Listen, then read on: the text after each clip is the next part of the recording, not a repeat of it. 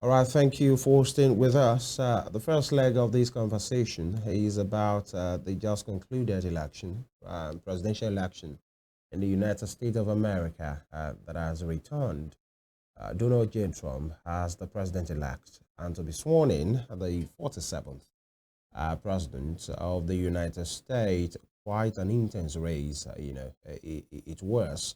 And at the end of the day, that is what we have seen at this time. How did that pan out? Earlier in the week, we talked about it, the factors that people might consider, the patterns. Is it the party, a Republican or the Democrat, or the policies, that's been promulgated or, by these candidates and the party? These are some of the things. So, did that exactly work out as the analysis was stated, on Monday? And the world over, the immigration thing, the abortion right thing, the people who are pro-life, the liberality of the Democrats, which many feel it's been taken too far, the economy, many of those things like that.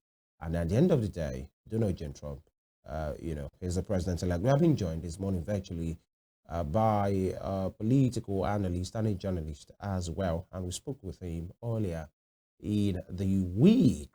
And, he said something we like to cross check again if those things are the way he said it. Femi Olanipekun joins us from Connecticut. Thank you. Good morning. Thank you for having me. Right, just like I said, we spoke with you earlier, and you mentioned on a range of things that might play out in this election. And at the end of the day, J. Trump has been returned elected. Did he follow what you talked about? And just like you say, he's always interested in the American politics. But what are those things? Did it follow what you spoke about, or other things played out? Well, obviously, the economy was topmost on the mind of most voters, and judging by the pattern of results, you could see that was what informed, alongside immigration, the choice of many voters.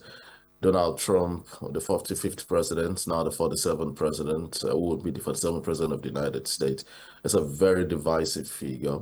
Ran an acrimonious campaign, has questionable character, is a convicted felon, has many of those baggages. He's your unconventional politician, but he did more to, convince voters to look beyond those shortcomings, to look at their pocket, to look at the state of their country, to ask if they are comfortable with the state of the nation as of today compared to when it was there 4 years ago.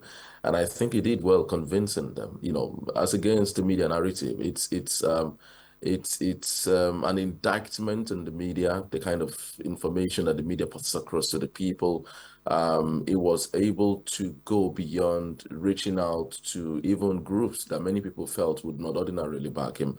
He had significant points amongst Latinos, as expected, as against what the polls were saying, as against what the media narrative was. He has significant, not significant, but modest showings amongst the Black community, especially male Blacks. He has significant showing amongst working class Americans. And these are ordinarily the traditional. All right, Femi, are you still with us? All right, so we'll try and reestablish connection. Evelyn, he was just trying to reel out the voting pattern, in that election that produced Donald J. Trump. His character on one hand, the way he does, the way he comports himself, the way he speaks, the kind of his persona, maybe didn't really overshadow whatever I was promising for the people. But one thing is, some will say, and I'd like to ask Femi when we have the connection back as well, that it was more a vote against the ideals of the Democrats than they believe in Donald Trump, if you understand what I'm saying. People, you're saying people just want the Democrats out, irrespective of, Because of their who the policies major and their beliefs, contender is. Not really because they really Not because love they Donald like Trump, Yeah. but they've made their choice. there are some people who actually also loved the policies of the Even his Democrats. They personality. really wanted him to. Okay, Oh, we're all here. right. Femi, are you with us now? Yes, I'm with you. All right, please land on yourself. Oh, so I mean, I was saying that this is an incredible comeback. It's been described as the greatest political comeback in American history. It's been, described as a phoenix rising from the ashes. Really, when you look at the, what happened after 2021, January 6th, many people felt this was the end of Donald Trump's political career. This guy's been able to rise, come back from that, and so ultimately, the issues of immigration, the issues of economy resonated more with the American people, with the majority of the American people. And it should be stressed that it's also, like I said earlier on, an indictment on the media. The kind of narrative that the media pushed was that this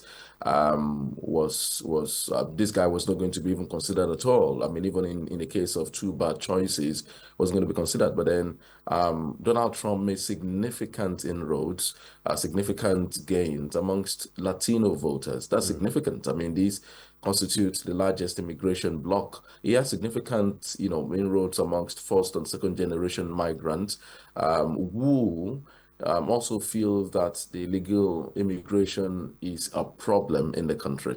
He has significant inroads amongst people who felt that the economy was bad for them and that he's the only man that can do the job for them. All right, and quick things because of time. You talked about the media influence. Will you say, okay, many persons will say maybe sometimes media in any nation, when a big decision like this is to be taken, you might see leanings towards one side or the other. And of course, there are some persons or establishment who will really stay within the convention of the work to do what they are doing, but then still with the duty of shaping people's decision-making process, there are narratives that are churned out. Will you say that substantially the media were a bit, biased, and they really painted a narrative that was, albeit dark, for Donald Trump, that they were really against him? Although there are a couple of media stations that he has always called out. But the fourth estate of the realm in the US, was it an intentional thing for a substantial part of them to always paint him like an unstable, if I'm not being extreme, somebody who is not mentally there to really do what the job takes? That's number one.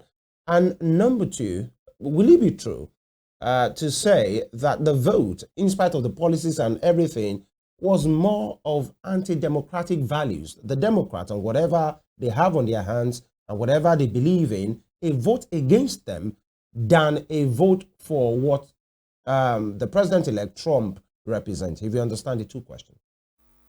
I mean, so to unpack this, I mean, so the first question about the media, it's evident. The media was overwhelmingly negative in its reportage of Trump, and understandably so. Here is a very divisive figure, a unconventional politician who doesn't, pay attention to diplomatese. He doesn't speak in the refined way that you expect of a statesman. He doesn't follow the script. He talks off the cuff, and the media also doubled down on the negative reportage of him, fact-checked him more than perhaps any other politician alive, and understandably so, because he also lies effortlessly. But then there was an evident media bias against him, and the media ignored the sentiments of the people. The media also was so sucked in by, liberals. The media parrots media sentiments, leftist sentiments and ideologies, ignoring the vast concerns of the majority of the people. And, it's also reflective in the polls. The polls have gotten Donald Trump wrong in the last 3 election cycle. We talked about what the polls are saying here the last time we spoke about being a tight race, neck and neck. But then, judging by what we're seeing, Trump is even doing better, even in popular votes. He's going to be the first Republican president that will win in the popular vote since 2004. And he, like I said earlier on, he made significant showings with the many of the traditional bases of the Democratic Party, the working class, the minorities. He made fairly good showings in that respect. So I feel the media, we need to do some introspection. And part of the strategy of Donald J. Trump, if you notice, was him avoiding the traditional media houses. It wasn't really patronizing them or or granting interviews. He instead went for the new media. He did more podcast interviews, perhaps more than the other candidate. And there was a strategy for that. I was doing some analysis yesterday, and he had a 27-year-old who led that part. And he actually, the guy was a consultant who worked with his 18-year-old son, Bannon, and they handpicked some of the most popular podcasts in America. And those podcasts appealed more to young men, young white male between 18 and 30, 36 or thereabout. And he was speaking to some of the most popular podcast hosts in America. Your unconventional, imagine speaking and sitting with Joey Rogan, who is perhaps the world's most popular podcaster, for a 3-hour interview, you know. And some of those interviews had millions in streams. And there's been a noticeable trend, a shift in how people source their news and information in the past few years about the fact that this generation, are not necessarily sourcing their information from the traditional media. They are discrediting them. They've taken to platforms like X, and I think that will be another discussion about the influence of X, the influence of Elon Musk in this election. So that's on one side. The other side is that if you look at it, this election is somewhat of a repudiation of the Democratic Party, not necessarily Kamala Harris. The party has moved to the extreme left in recent times. The party, to find its way again amongst the working class people, will need to find its way back to the center. The party seems to have neglected its traditional bases, going on a vain voyage of identifying with some very strange ideologies and pushing and imposing and foisting it on its support. I mean, so Trump was able to raise cultural issues of same-sex gender, female in male sport, about transgender kids, about providing transgender surgery for prisoners, to minorities that are culturally sensitive. And it resonated more with Muslims, resonated more. All right. We'll try and reconnect. What a point has been made, especially with the messages from, the right, the left, and the far left, talking about the Democrats as well. We're just trying to see what played out in that election. And it's quite important to have a review and to see what has really played out. And moving on, by the way, it's quite instructive to say that the runner-up, Kamala Harris, has considered, defeat to Donald J. Trump, and she said she has called him and told him that they will support him and his team in transition. Okay, if time permits and the clip is ready, we'll play it for you to have, what he said, she said rather, and very instructive in that video at her concession. She said the allegiance and the loyalty is to the Constitution of the United States of America, not necessarily to an individual, not necessarily to a party. And I think for me, that's the way it should be. Of course, the allegiance should be to the Constitution of that country, in this case, of the United States of America. You'd remember in the past elections, there have been concession speeches by the opponents that lost the election. Remember in the case of Donald Trump and Hillary Clinton in 2016, she called Trump to concede to congratulate him and also gave a concession speech. In 2020, we kind of had a sharp departure from that, because till date, Donald Trump has not accepted the defeat of 2020. And people have been, speaking about the fact that he in a way, tried to destabilize the democracy of the United States at the point. Now, Donald Trump has been elected the 47th president of the United States of America, and his opponent, his major contender, Kamala Harris, has considered defeat and called him to congratulate him, and also gave a concession speech. And offer him support. One might want to ask, Donald Trump,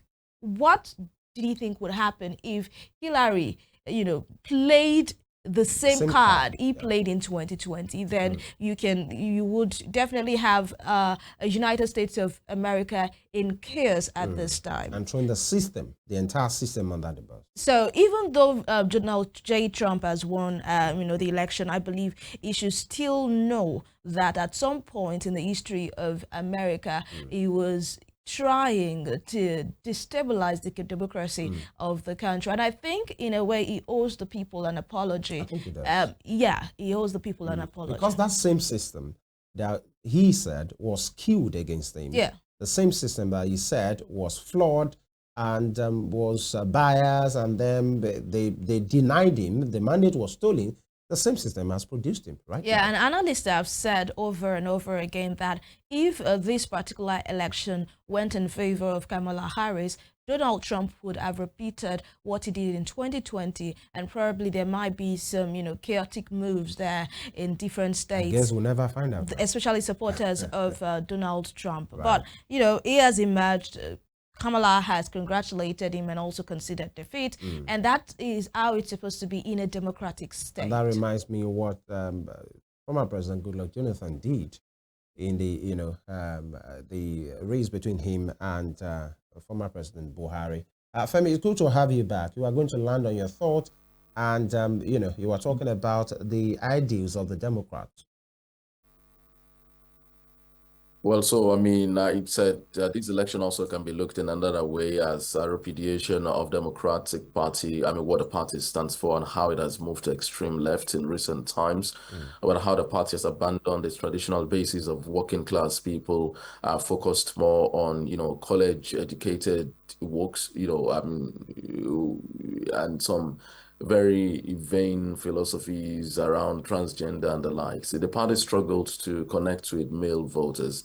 There are a lot of second generation, first generation immigrants in the United States who are Latinos or blacks who really keyed into the Donald J. Trump message about immigration, who felt that immigration needed to be regulated and the illegal immigration issue had to be dealt with. So I feel that after this election, to get back into national reckoning, because Donald Trump has been able to galvanize, a base, beyond the traditional Republican Party support, making inroads into minority areas with Latinos and blacks. And this could be, if well managed by the Republican Party, the beginning of some level of domination and emergence of another Republican Party, with characters like Vivek Ramaswamy, Charles Kirk, Tucker Carlson, and the Vice President elect Senator J.D. Vance, that will appeal to more young voters. I talked about, I don't know if you're able to hear me that time, if the connection was there, about the strategy of connecting with young voters through podcast and not actually going through traditional media. I was able to connect with younger voters, young male who listen to a lot of these voters, podcast via those means. So I feel this Democratic Party will need to do some soul searching as we go forward in this particular electioneering. All right, so let's talk about, you mentioned the influence of Elon Musk in this particular election. If you remember, a court case was instituted against him about the giveaways, monies it was given to the people. I just want you to talk about his influence in this particular election and how he was able to garner support for Donald Trump, especially now that he has won the election. So if you look at the issues dispassionately, Elon Musk's, influence in this election is incredible. Trump is not beloved by the media. He, as a strategy, ignored the media, had two debates on the traditional news networks and maybe one or two interviews with the traditional media. Essentially, his main means of reaching the electorate and voters were through the social media, through the new media. And Elon Musk used this platform increasingly towards the election, in many cases to give, a weight to conspiracy theories, to galvanize people, in many instances to peddle lies also, and in many instances to also raise fears amongst the people. You heard him constantly say that this could be the last election America will have, saying that if the Democrats win, they will make America like California, where, make it blue all through by legalizing illegal immigrants and then flip the Republican states and flip the red state. And he has perhaps the highest following on Twitter with about 200 million people. So, I mean, he was constantly pushing such messaging. But more importantly is the fact that Trump's messages were not censored. And a lot of far right, I'm always wary, very, mindful of using the term far right, because it's also part of what I believe cost the Democratic Party this election. All dissenting views, all opposing opinions were termed far right. Many people who opposed some of their, positions were termed Nazis. And I think this is also part of what, one of those voices found a platform on X. And so it actually helped him incredibly. He did live streams, he did, spaces on X, reaching out to a huge majority of people, even beyond traditional media. So it was really huge. The influence was huge. And, personally, Elon Musk pumped over $100 million into the election. He set up bases in Pennsylvania, that key state. And the $1 million he was giving out was, he couched it in a way, I'm sure, to bypass legal challenges, that this was to encourage people to register to vote, not to vote, because it's illegal. Though some of the states are also challenging, one of the states also challenging him, saying that was, classic vote buying scheme. But then he's saying, well, this is a place to encourage people to register to vote.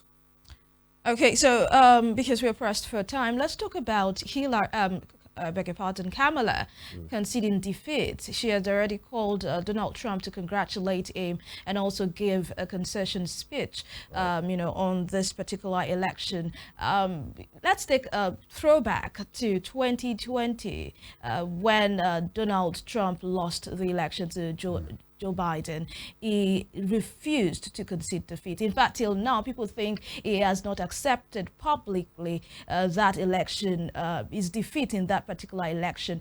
Do you think, I'd like you to speak to that particular issue, and some people believe that Donald Trump at a time almost destabilized the democracy of America, and he owes the American people an apology for what happened in the year 2020.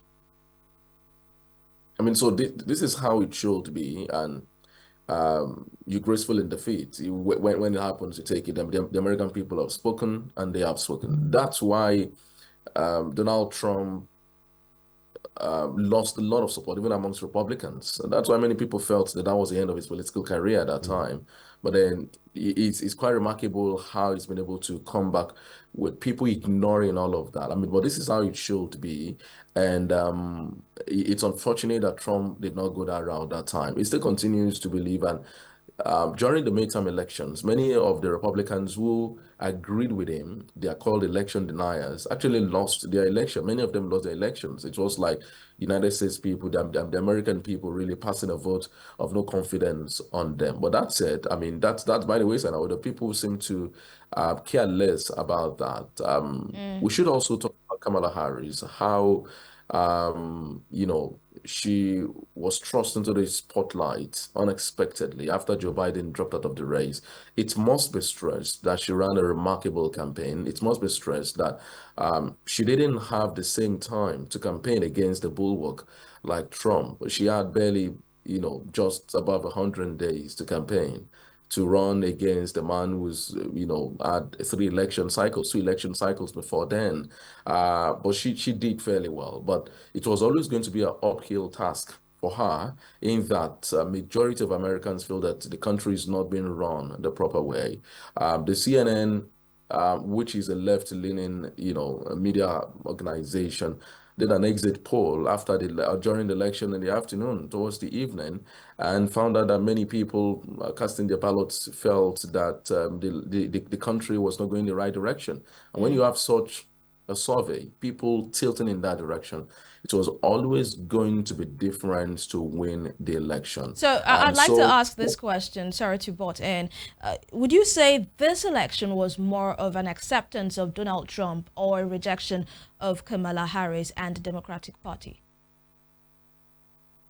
I think the election is more of a rejection of the Biden administration. I'm more about the people saying, am I better off 4 years than now? The more you hear more and more people saying, I don't like Donald Trump. I want to be associated with him. I dislike him. Some even use strong words like hate. But they say, I can't continue like this. I've had people say, I've never seen the price of egg this high at $6 plus.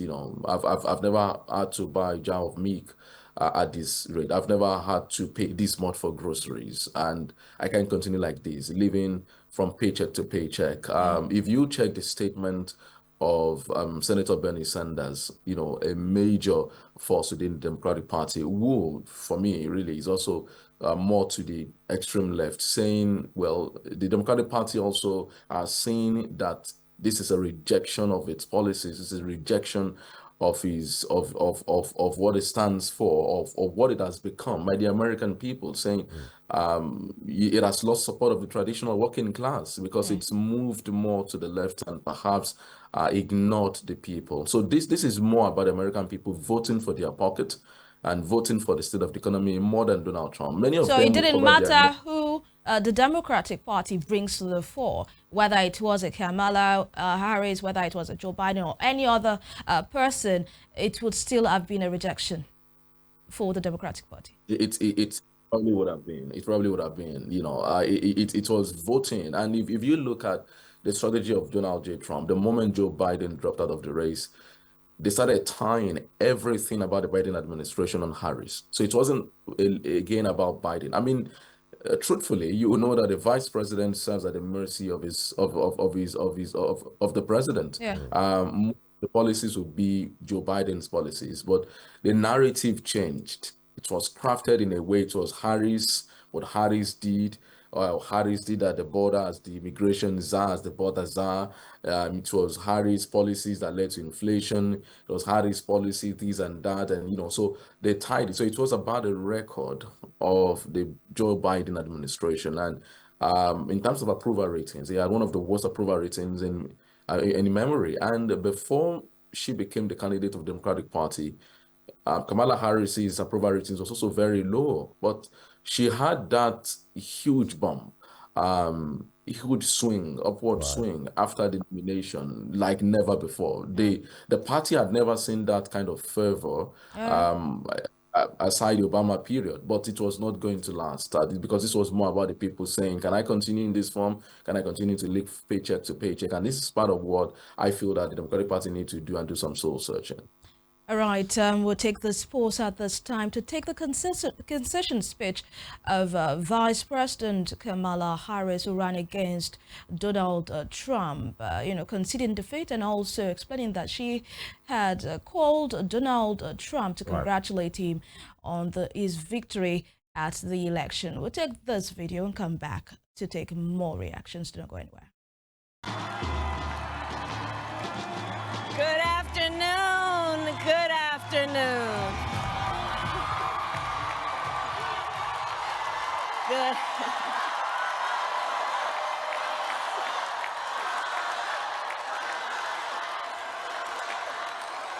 Good afternoon, everyone. Good afternoon. Good afternoon. Good afternoon. Thank you all. Thank you, thank you. Thank you, thank you. So let me say, and I love you back. And I love you back. So let me say, my heart is full today. My heart is full today, full of gratitude for the trust you have placed in me, full of love for our country, and full of resolve. The outcome of this election is not what we wanted, not what we fought for, not what we voted for, but hear me when I say, the light of America's promise will always burn bright. As long as we never give up, and as long as we keep fighting.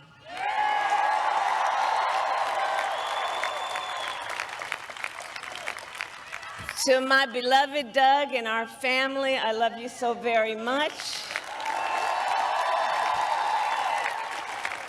To President Biden and Dr. Biden, thank you for your faith and support. To Governor Walz and the Walz family, I know your service to our nation will continue. And to my extraordinary team, to the volunteers, over the 107 days of this campaign, we have been intentional about building community and building coalitions, bringing people together from every walk of life and background, united by love of country with enthusiasm and joy in our fight for America's future. And we did it with the knowledge that we all have so much more in common than what separates us. Now, I know folks are feeling and experiencing a range of emotions right now. I get it. But we must accept the results of this election. Earlier today, I spoke with President-elect Trump and congratulated him on his victory. I also told him that we will help him and his team with their transition, and that we will engage in a peaceful transfer of power.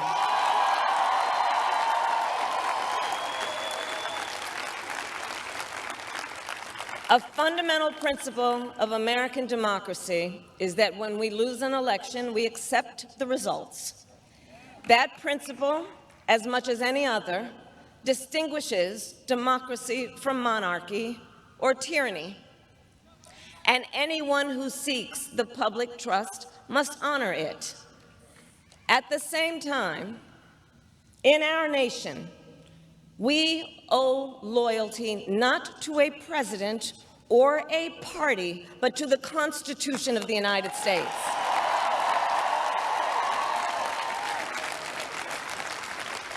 And loyalty to our conscience and to our God. My allegiance to all three is why I am here to say, while I concede this election, I do not concede the fight that fueled this campaign.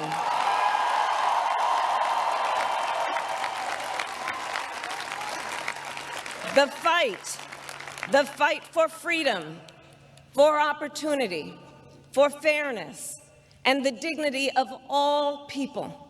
A fight for the ideals at the heart of our nation, the ideals that reflect America at our best. That is a fight I will never give up.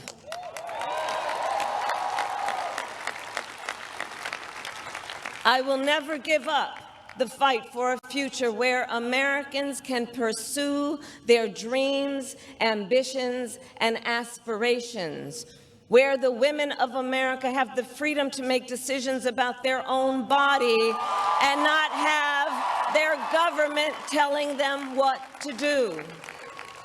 We will never give up the fight to protect our schools and our streets from gun violence.